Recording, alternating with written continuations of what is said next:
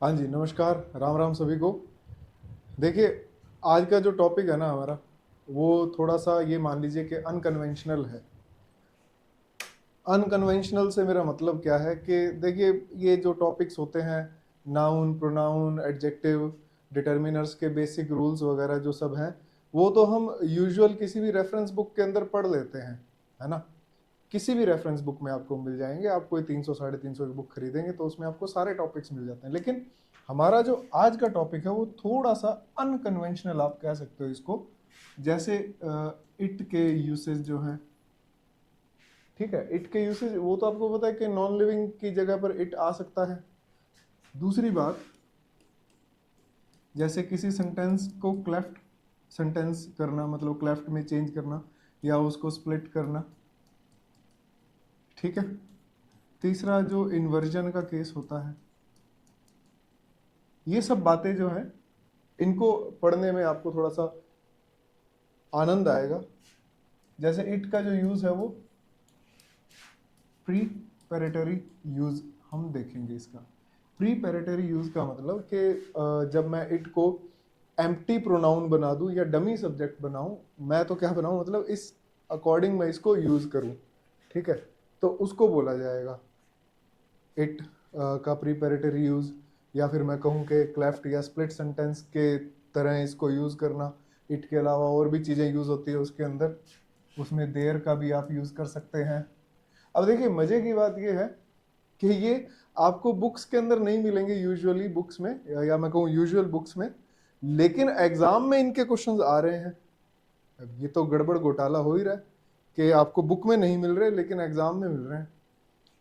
और जो मान लीजिए कोई लोकल लेवल पे कोई व्यक्ति जो कोशिश कर रहा है आपको पढ़ाने की, बेचारा वो कोशिश कर रहा है कि आपको ये सब समझ में आ जाए, लेकिन क्लास के अंदर मेजॉरिटी जो होती है लोगों की, वो इनको समझना नहीं चाहते हैं।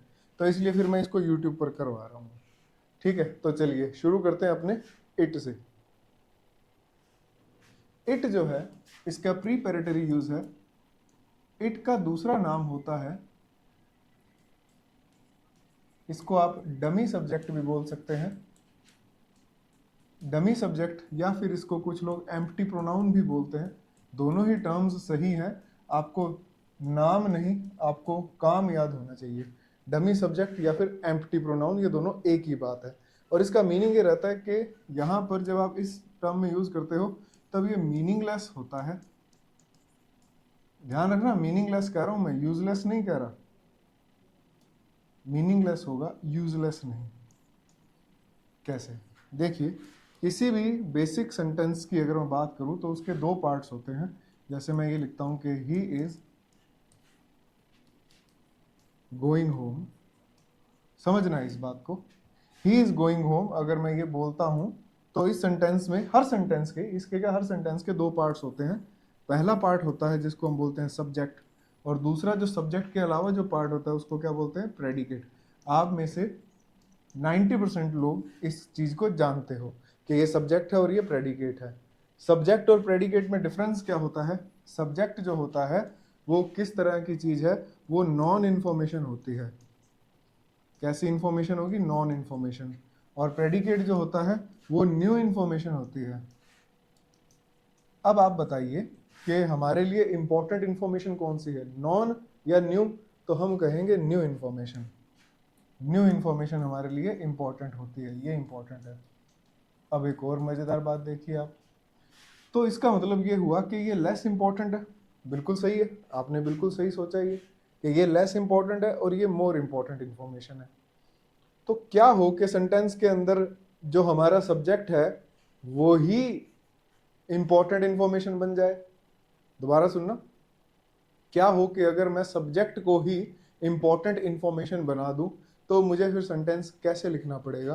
फिर आप इट का यूज करेंगे। जैसे इट इज 5 o'clock, 5 बज गए हैं। यहां पर ये 5 बजना इंपॉर्टेंट है। या फिर मैं लिखूं it is raining. It is raining का मतलब क्या हुआ? बारिश हो रही है। या फिर मैं लिखूं it is Mohan. It is Mohan का मतलब है कि मोहन है। इसका मीनिंग ये मत कर देना बिल्कुल भी कि यह मोहन है। यह मोहन है नहीं होगी इसके ट्रांसलेशन। इसका मीनिंग होगा कि मोहन है। ठीक इसी तरह से आप अगर ऐसे बोलते हो कि दो आदमी है, दो आदमी है, तो देयर आर टू मैन। दो आदमी है को आप ये मत कर देना टू मैन इज, गलत हो जाएगा। अब ये क्या कर रहा है, इस सब्जेक्ट को प्रेडिकेट में रख दिया, सब्जेक्ट को प्रेडिकेट में रख दिया, सब्जेक्ट को प्रेडिकेट में, सब्जेक्ट को प्रेडिकेट में। तो सब्जेक्ट को इंपॉर्टेंट इंफॉर्मेशन बना दिया प्रेडिकेट के अंदर रखकर, है ना। खेला हो गया ना। नोट कर लो इसको फटाफट। देयर और इट का यूज कर सकते हैं हम जब हमें सब्जेक्ट को ही इंपॉर्टेंट इंफॉर्मेशन बनाना होता है। किसको, सब्जेक्ट को ही इंपॉर्टेंट इंफॉर्मेशन बनाना होता है, क्योंकि इस केस के अंदर जो सब्जेक्ट है देयर और इट, ये एम्प्टी होते हैं, खाली होते हैं। आ गया, ये खाली होते हैं और इनका कोई मीनिंग नहीं होता। सिर्फ देयर और इट का यूज कर रहे हैं अपने यहाँ पर, ठीक है। हालांकि इट के बाद तो हमेशा वर्ब सिंगुलर ही आएगी, लेकिन देयर के बाद वर्ब प्लूरल भी आ सकती है, सिंगुलर भी आ सकती है। ये बात है।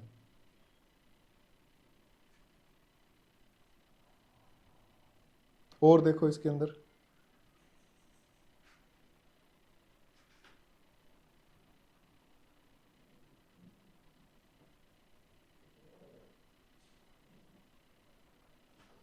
नेक्स्ट देखो, प्रीपेरेटरी सब्जेक्ट को कैसे यूज करेंगे हम लोग। इट को प्रीपेरेटरी सब्जेक्ट कैसे बनाएंगे।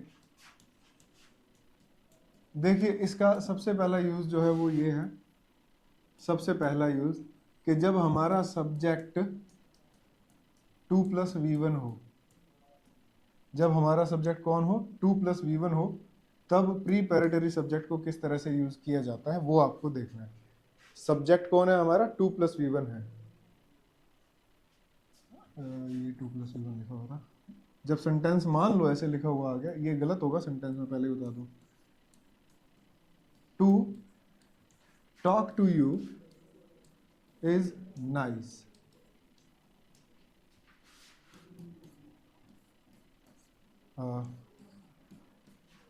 To call him here is not good. अरे क्या लिख दिया।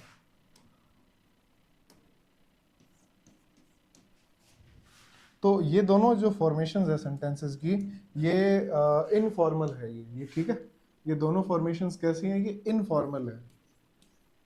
अब यहाँ पर इनफॉर्मल का मतलब क्या रहता है, आपके सिलेबस के अकॉर्डिंग तो इनफॉर्मल का मतलब कॉमन एरर में है, और अगर मैं जनरल इंग्लिश की बात करूँ तो ये इनफॉर्मल है, मतलब इसका यूज हमें कम से कम करना है। तो हम इसको फॉर्मल में या फिर सही रूप में कैसे लेकर आएंगे, तो आप ये देखिए, to talk to you is nice, इसको आप ऐसे करेंगे, it is nice to talk to you. To call him here is not good. ये जो आप लोग डिस्क्रिप्टिव वाले हो ना, खास तौर पे आजकल क्या है कि कॉमन एरर के क्वेश्चन डिस्क्रिप्टिव से उठा कर भी बना रहे हैं कि क्या ये फॉर्मेशन सही है या फिर ये फॉर्मेशन गलत है। ऐसे ऐसे क्वेश्चंस भी आ रहे हैं। To call him here is not good, it is not good to call him here. ये दोनों फॉर्मेशन जो है वो एग्जैक्टली ग्रामेटिकली, एग्जैक्टली तो ग्रामेटिकली ये बिल्कुल सही है। जैसे मैं 2 सेंटेंस लिख रहा हूं, आप अपनी तरफ से सही आंसर लिखना।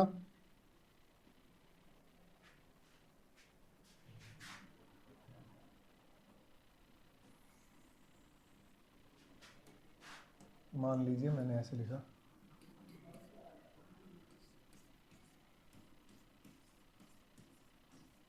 To phone is good of you. आपने इसे सही करके लिखना है, to phone is good of you.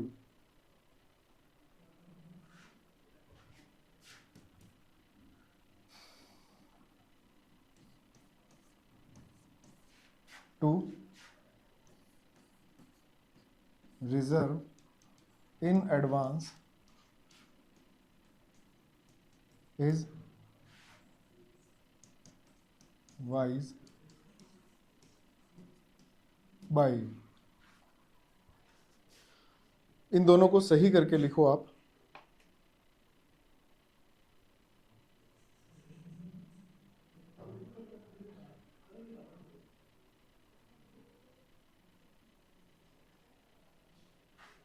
ठीक है, लिख लेंगे आप। दूसरा इसका यूज देखिए, ये बेहद इंपॉर्टेंट है, बहुत बढ़िया यूज है ये वाला। क्योंकि हम लोग जनरली सब्जेक्ट को ये मान लेते हैं कि सब्जेक्ट कोई नाउन होगा या फिर कोई प्रोनाउन होगा, कि मोहन, सोहन, रोहन, रामुड़ा, शामुड़ा, ये सब सब्जेक्ट हो जाएंगे, ही, शी, इट वगैरह, दे हो गया, इन सब को हम लोग सब्जेक्ट बना देते हैं। लेकिन एक मजे की बात यह है कि सब्जेक्ट का काम पूरी की पूरी क्लॉज भी कर सकती है। ठीक है, आपने सुना होगा वैसे तो, अगर आपने मेरी ऑफलाइन क्लास लगाई है कभी, वट और दैट वाली जो क्लॉजेज होती हैं, ये भी सब्जेक्ट का, जैसे वट वाली क्लॉज तो सिर्फ सब्जेक्ट का, और जो दैट वाली क्लॉज होती है वो सब्जेक्ट या फिर एडजेक्टिव का काम करती हैं। जैसे मैं आपको एक एग्जांपल दिखाता हूँ इसमें।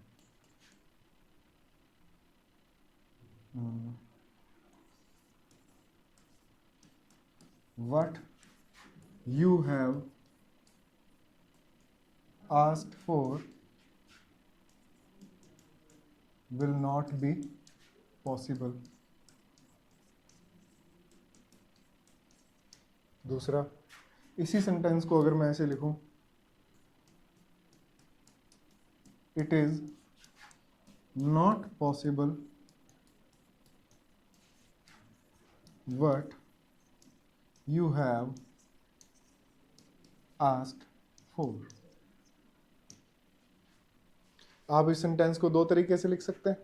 अगर मैं इस सेंटेंस के अंदर बात करूं तो आपको क्लियरली दिख रहा है, ये रहा हमारा वट क्लॉज, और विल नॉट बी ये हमारी है वर्ब। इस वर्ब का सब्जेक्ट है ये भाई साहब जो है what you have asked for. आप इसकी जगह पे इट भी तो लिख सकते हो, it will not be possible, what will not be possible, what you have asked for, इस पूरे की जगह पर आप इट लगा सकते हैं, और ये वट का जवाब हुआ है। ठीक है, और बी एक हमारी लिंकिंग वर्ब है जिसके बाद में आप एडजेक्टिव का यूज कर सकते हैं, तो एडजेक्टिव आ गया। इसी सेंटेंस को आप कुछ इस तरह से भी लिख सकते हैं, it is not possible but you have asked for. अब इसके अंदर बस थोड़ी सी फॉर्मेशन में फर्क आया है, आपने क्या कर दिया है, सब्जेक्ट को प्रेडिकेट के अंदर रखकर इसको मोर इंपॉर्टेंट कर दिया है। ये तो बिल्कुल भी नहीं होगा जो तुम कह रहे हो, इसको थोड़ा सा ज्यादा इंपॉर्टेंट कर दिया है।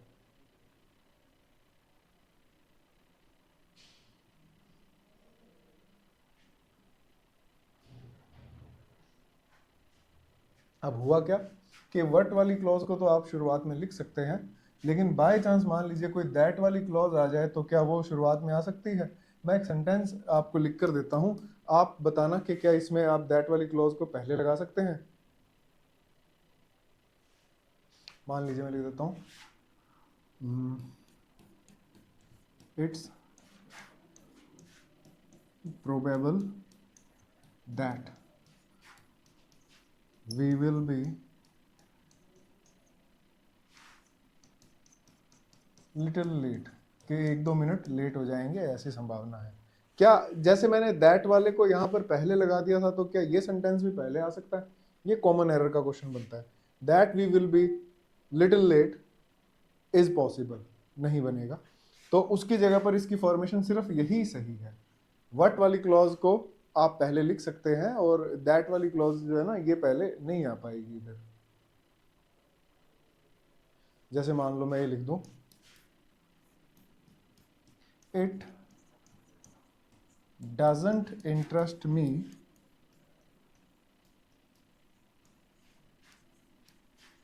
what you think, तुम क्या सोचते हो, मुझे उससे कोई लेना देना नहीं है। मान लो कोई व्यक्ति ये कह दे, तो क्या मैं इसको ये लिख सकता हूं ऐसे, इसको मैं क्या ऐसे लिख दूं, what you think doesn't interest me. तो आप कहेंगे बिल्कुल लिख सकते हो, क्यों नहीं लिख सकते हो? अच्छा, अब मैं एक चीज और बताऊं, इसमें एरर के अंदर और क्या क्वेश्चन बनता है। ये इट वाली बात तो आई गई कि क्या आप वट वाली क्लॉज को इट में लिखते हो, तो वट वाली क्लॉज को आप नॉर्मल क्लॉज के अंदर लिख सकते हो क्या? तो वट वाली को लिख सकते हो। दैट वाली को नॉर्मल क्लॉज में लिख सकते हो क्या? दैट वाली को नहीं लिख सकते हो। ठीक है, आपको इट लगाना ही पड़ेगा दैट वाली क्लॉज के अंदर। दूसरी बात जो है वो ये है कि हमें कैसे पता लगेगा कब वट आएगा और कब दैट आएगा। ज्यादा इंपॉर्टेंट क्वेश्चन तो ये है ना कि कब वट लगाएंगे और कब हम दैट लगाएंगे। आप थोड़ा ध्यान से देखिए। It doesn't interest me what you think. Interest के यहां पर दो ऑब्जेक्ट हैं, ये डाई ट्रांजिटिव वर्ब है। यहां पर कौन सी वर्ब है? Ditransitive verb. डाई मतलब दो होता है ना। डाई ट्रांजिटिव वर्ब का मीनिंग भी क्या निकल के आया कि ये दो इसके ऑब्जेक्ट हो सकते हैं। हम कभी बात करेंगे कि ditransitive verbs, monotransitive verbs और intransitive verbs, linking verbs, ये सब कौन सी होती है। देखिए, कुछ हमारे शहर में भी स्यूडो टीचर्स हैं। स्यूडो टीचर का मतलब झूठे टीचर। वो कहते हैं कि उनका मानना ये है कि ये कोई काम की चीज नहीं है, कि डाई ट्रांजिटिव, मोनो ट्रांजिटिव कोई काम की चीज नहीं है। बेहद काम की है। उन भोंगड़ों को पता नहीं है कि ये एग्जाम में आ रहा है कि नहीं आ रहा है। उनको क्लास में सिर्फ जोकराई करनी होती है। उनको क्लास में सिर्फ 45 मिनट की अगर क्लास है तो 5 मिनट पढ़ा के 40 मिनट मोटिवेशन देना होता है कि कौन कहता है कि वो एक पत्थर से सुराग नहीं होता, और ये और वो, कि कोई उंगली उठाए तो 3 उंगली उसकी तरफ है। ऐसे स्यूडो टीचर्स का बहिष्कार करें, मैं तो यही कहूंगा, क्योंकि पैसे और टाइम आप लोगों का लग रहा है। इस पर क्वेश्चन कितने आए हुए हैं एग्जाम में, कोई हद नहीं है। ठीक है, तो याद रखिए कंसेप्ट की क्लासेस होती है ये। किसी को आपने खुश नहीं करना होता। जैसे मैं कहूं कि मैं आप लोगों को खुश करने नहीं आया हूं इधर, मैं आपको कंसेप्ट बताने आया हूं। जो इंटरेस्टेड होगा वो पढ़ेगा क्लास में, जो इंटरेस्टेड नहीं होगा वो नहीं पढ़ेगा। भारत एक स्वतंत्र देश है, मैं किसी को जबरदस्ती तो पढ़ा नहीं सकता। तो ऐसे टीचर्स की बातों में मत आना।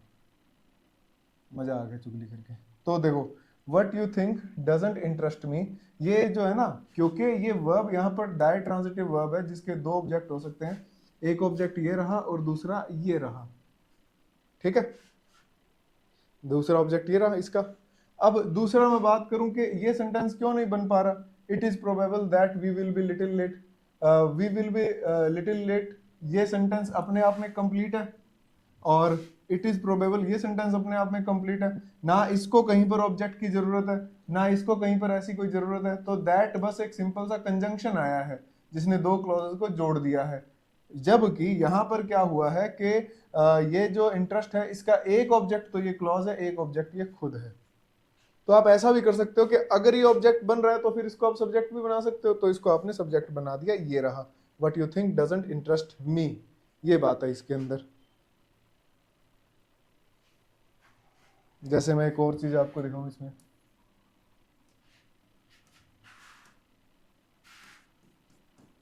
It is exciting when a baby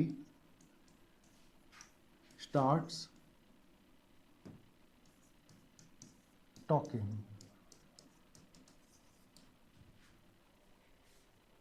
तो क्या आप इसको ऐसे लिख सकते हो? When a baby starts talking is interesting. क्या ऐसे लिखा जा सकता है? When a baby starts talking is interesting. देखिए, आप लिख तो देंगे ऐसे, लेकिन ये बहुत ही ज्यादा इनफॉर्मल है। आप कहेंगे क्यों है भाई इनफॉर्मल? ये देखो, ये बन गया इसका सब्जेक्ट, इज का सब्जेक्ट बन गया ये। देखिए, बात सुनिए ध्यान से। When a baby starts talking is interesting, ये इसलिए बोलने में सुनने में ठीक लग रहा है ये, लेकिन व्हेन से जो शुरू हो रहा है वो असल में एडवर्ब है। और सब्जेक्ट का काम एडवर्ब नहीं करता है। सब्जेक्ट का काम तो या तो नाउन करेगा या प्रोनाउन करेगा, या फिर कई बार अपने देखते हैं कि जिरेंड करता है ना। ये जो है ये इनफॉर्मल सेंटेंस है। ये स्पोकन के अंदर चल जाएगा आपका, क्योंकि स्पोकन में अमेरिकन इंग्लिश का यूज होता है, वो इनफॉर्मल होती है। आपको ये जो लिखा है ना व्हेन वाला, व्हेन, हाउ वगैरह वाले जो सेंटेंसेस होते हैं उनको शुरुआत में रखो और उसके लिए वर्ब का यूज मत करो। ये सेंटेंस हमारा ग्रामेटिकली गलत हो जाएगा, ये क्योंकि इनफॉर्मल है, स्पोकन के अंदर चलता है, वास्तविक लाइफ में ये नहीं चलेगा। ठीक है,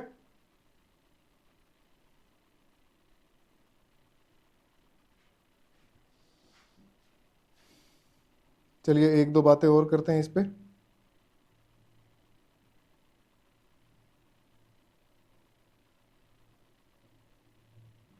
मान लीजिए आप में से कोई जिद पर अड़ ही जाए कि मैं तो इसको बना के रहूंगा, हाउ वाले को बना के रहूंगा। मैं हाउ वाले को बना के देखें। मान लो एक सिंपल सा सेंटेंस में लिखता हूं,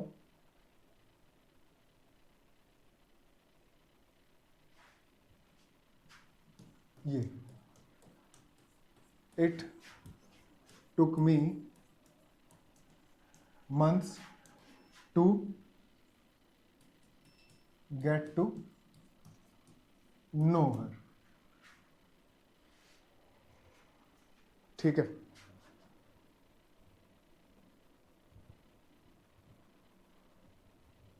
ये बना it took me months to get to know her। यहां पर कोई WH वर्ड नहीं है, ठीक है, क्योंकि यहां पर इट का यूज मैं कर रहा हूं डायरेक्ट इन्फिनिटिव के साथ, वो जैसे पहला पहला सेंटेंस लिखा था। ठीक है, ये पता है जो मैंने लिखा ना इट टुक मी मंथ्स, ये किसका जवाब है? ये मान लीजिए सवाल ऐसे बनता है ना, how much time did it take, इसका जवाब है ये वाला, it took me months to get to know हर।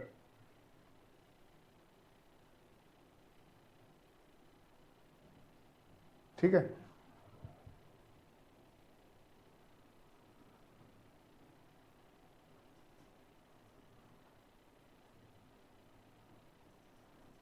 अब एक सेंटेंस लिखता हूं मैं, आप बताना क्या गड़बड़ है। बिल्कुल सिंपल, बिल्कुल एक मान लीजिए फर्जी सा ही सेंटेंस है वैसे तो ये, it's wonderful the new concert hall. अब ऐसा सेंटेंस आपको लिखा हुआ मिल जाए और ये सेंटेंस इंप्रूवमेंट में आ जाए तो आप क्या करेंगे? इसका सही क्या बनेगा? The new concert hall is beautiful.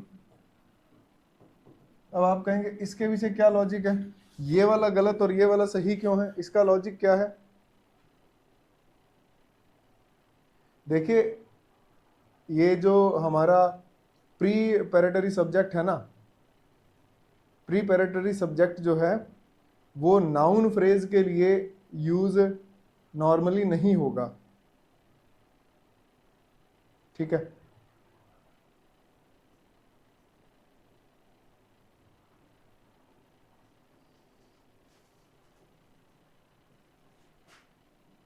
ये जो है ना अपना, ये जो नाउन फ्रेज है, इस नाउन फ्रेज के लिए आपने इस प्री पैरेटरी सब्जेक्ट का यूज जो है वो नॉर्मली नहीं करना है।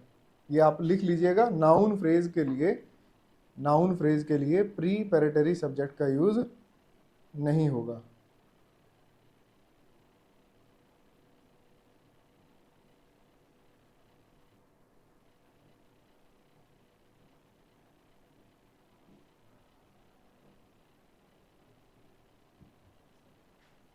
लेकिन इनफॉर्मल वे में कई बार हो जाता है। It's amazing that you know each other, कि तुम पहले से एक दूसरे को जानते हो। तो ये वाला ऐसा नहीं है कि बहुत ही खासम खास गलती है, लेकिन आपको बीच में कोई ना कोई कंजंक्शन देना पड़ रहा है, ये आपको याद रखना है। इसमें कोई कंजंक्शन नहीं दिया था, इसमें किसी ना किसी चीज की आपको हेल्प लेनी ही पड़ेगी। ठीक है,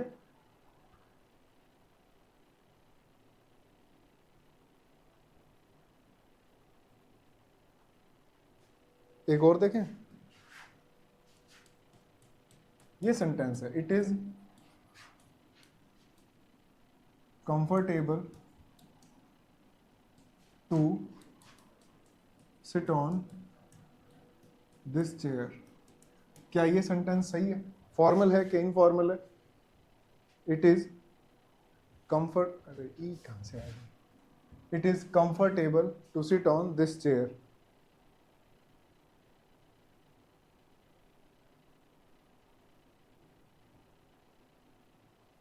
देखिए, आप प्री पेरेटरी सब्जेक्ट बना सकते हैं, लेकिन प्री पेरेटरी कॉम्प्लीमेंट का यूज नहीं करना।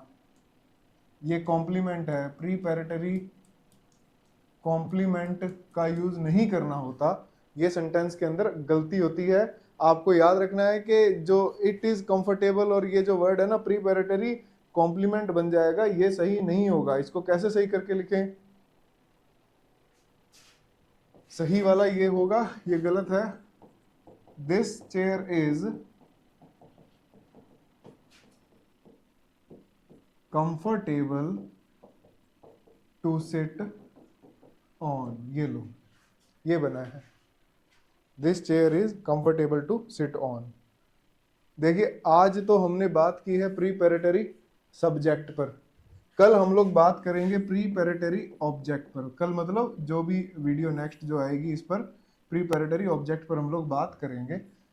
ये इंफॉर्मेशन आपको कैसी लगी? क्योंकि आजकल इन पर एग्जाम में क्वेश्चंस आ रहे हैं, डिस्क्रिप्टिव वालों के लिए भी बेहद ज़रूरी है। तो आप लोग कमेंट करके ज़रूर बताइएगा कि वीडियो कैसी लगी आपको। अगली इन्फॉर्मेशन अगली वीडियो में मिलेगी, ठीक है। और मंगलवार से, मंगलवार मतलब ये जो मंगलवार आ रहा है, इस मंगलवार को ऑफलाइन बैच शुरू हो रहा है। ऑफलाइन बैच,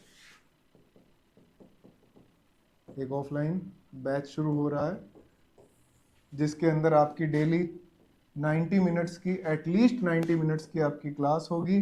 और आप कांटेक्ट कर सकते हैं इस नंबर पर, जिसके अंदर आपको सिर्फ और सिर्फ नोटबुक और पेन लेकर आना होगा। प्रैक्टिस सेट और क्लास नोट्स सब आपको अवेलेबल होगा, सब कुछ क्लासरूम में ही मिलेगा। और 2 दिन तक आप क्लास लगाकर देख लीजिए, ठीक है। ये नंबर है, इस पर आप कांटेक्ट कर सकते हैं। नया बैच शुरू है मंगलवार से। इंटरेस्टेड जो छात्र हैं वो मिल सकते हैं, वो कॉल कर सकते हैं, कभी भी कॉल कीजिए, कभी भी व्हाट्सअप कीजिए, ठीक है। मिलते हैं फिर। Thank you very much. जय हिंद, जय भारत, वंदे मातरम।